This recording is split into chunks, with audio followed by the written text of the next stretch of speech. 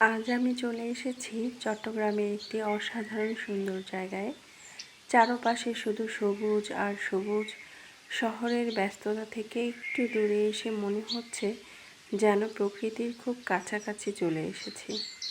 এখানকার শান্ত পরিবেশ, গাছপালা আর নির্মল বাতাস মনকে অন্যরকম প্রশান্তি দেয়।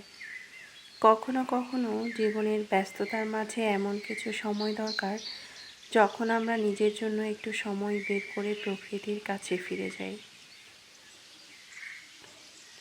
চারদিকে তাকালেই চোখে পড়ছে সবুজের সমারোহ, হালকা বাতাস আর নীরব পরিবেশ যেন মনকে নতুন করে সাজিয়ে দেয়।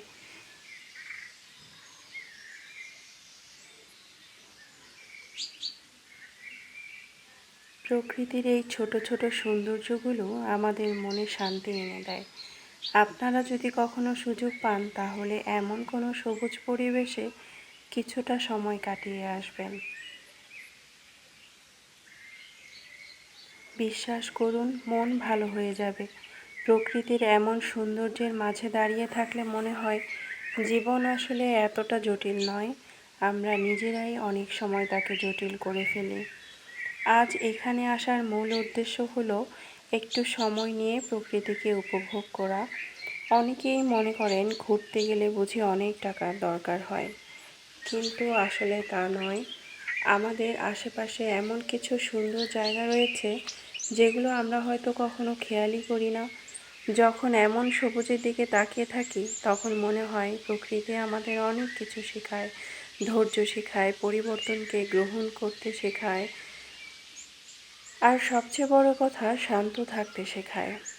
জীবনে সবসময় সব কিছু আমাদের পরিকল্পনা অনুযায়ী হয় না। কখনো সফলতা আসে, কখনো ব্যর্থতা। প্রকৃতির মতোই আমাদের এগিয়ে যেতে হয়।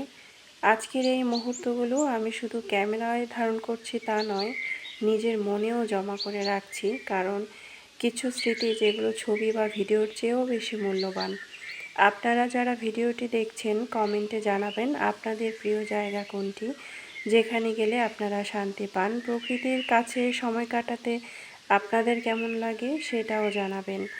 আর অবশ্যই আমার ভিডিওটি ভালো লাগলে লাইক কমেন্ট করে পাশে থাকবেন এবং সাবস্ক্রাইব করবেন আর শেয়ার দিবেন যেন অন্য কেউ ভিডিওটি দেখে উপকৃত হয়, সেই জায়গাটি ট্যুর দিয়ে আসতে পারে। আশা করি আপনাদের ভালো লেগেছে।